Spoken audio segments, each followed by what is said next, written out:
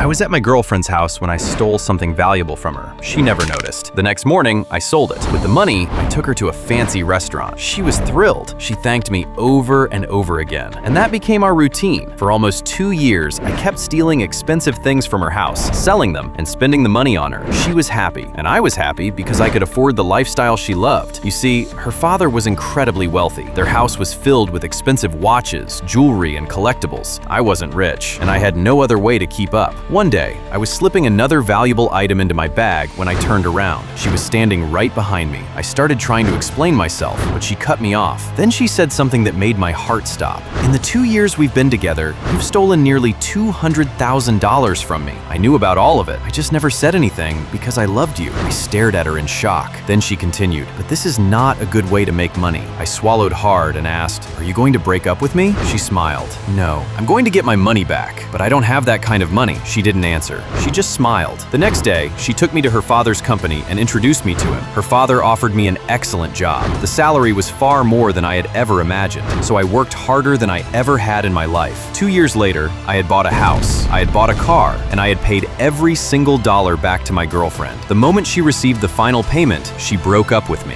I was at Chloe's house for a group movie night. I went to the bathroom, flushed, and watched in pure horror as the water didn't go down. It started rising. I grabbed the handle and jiggled it. Nothing happened. The water was 1 inch from the rim. If it spilled over, it would ruin my reputation with my crush. I looked around frantically. No plunger. I cracked the door open. The hallway was completely dark, but I could hear everyone laughing at the movie in the living room. I slipped out, socks sliding on the hardwood, praying they had a plunger in the guest bathroom down the hall. Every step sounded like a bomb going off. Halfway there, the family dog stepped out of the shadows. He trotted right up to me and let out a low growl. I froze. I dropped to my knees and started petting him, whispering, "Good boy, please be quiet. I'm fighting for my life here." He licked my face and trotted away. I made it to the guest bath, grabbed the plunger, and sprinted back on my tiptoes. I plunged the toilet like my life depended on it. With a massive glug, the water drained. I wiped the sweat off my forehead, washed my hands, and opened the door. Chloe's dad was standing right there in the hallway, holding a glass of water. He looked at my panicked, sweaty face. He looked at the plunger still in my hand. He didn't say a word. He just reached into the hall closet, handed me a can of air freshener, gave me a solemn nod, and walked away. My secret was safe.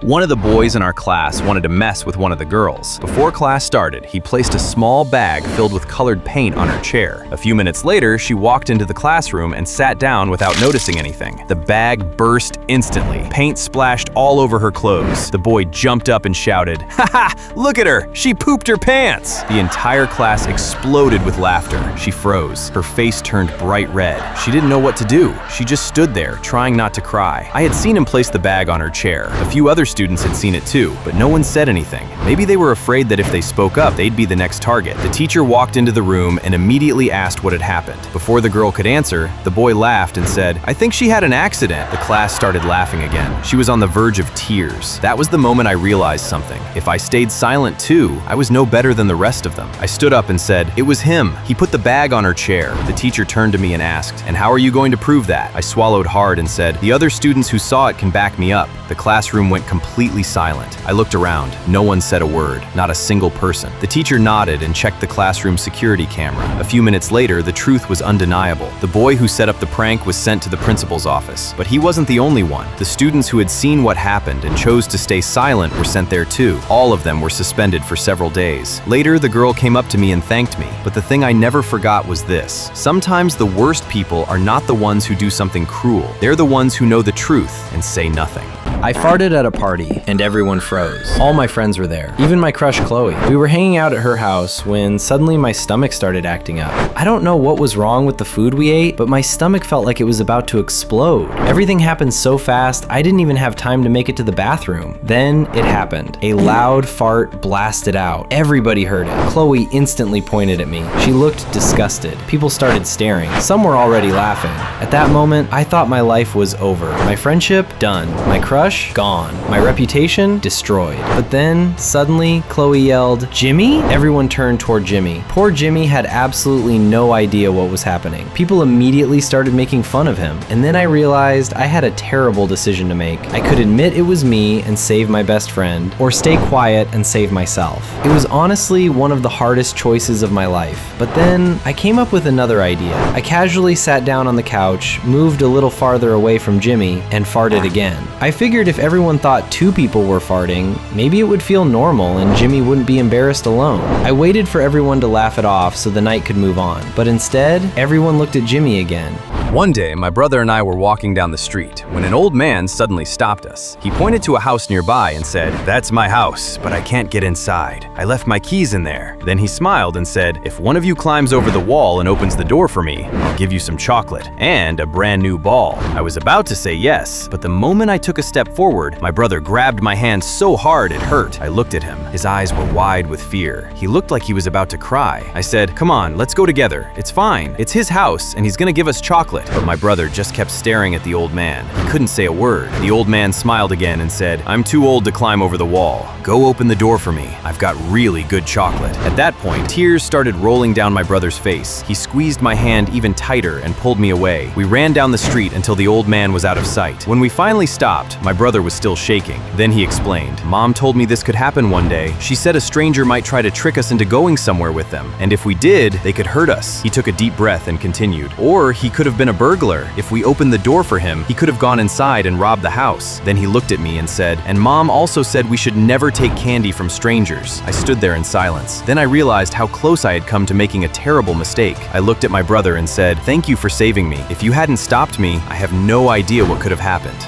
My girlfriend invited me over to meet her family for the first time. I'm not a very social person, so I came up with what I thought was a brilliant plan. That night, she introduced me to her parents. After a few minutes, I smiled and said, "Would you guys like to see a little performance?" Everyone got excited. My girlfriend stood in the middle of the room. I slowly walked up to her, placed my hand on top of her head, and twisted. She instantly dropped to the floor. I struck a dramatic pose and bowed, waiting for applause. But when I looked up, no one was laughing. Everyone looked horrified. I opened my mouth to explain that it was just a staged prank, but before I could say a word, her father pulled out his gun and shot me. He was a police officer and had just gotten home from work. He was still carrying his service weapon. My girlfriend started screaming. We had only wanted to make a dramatic entrance, just a harmless joke to grab everyone's attention. But that one terrible misunderstanding sent me straight to the hospital. I survived, but after that night, she broke up with me.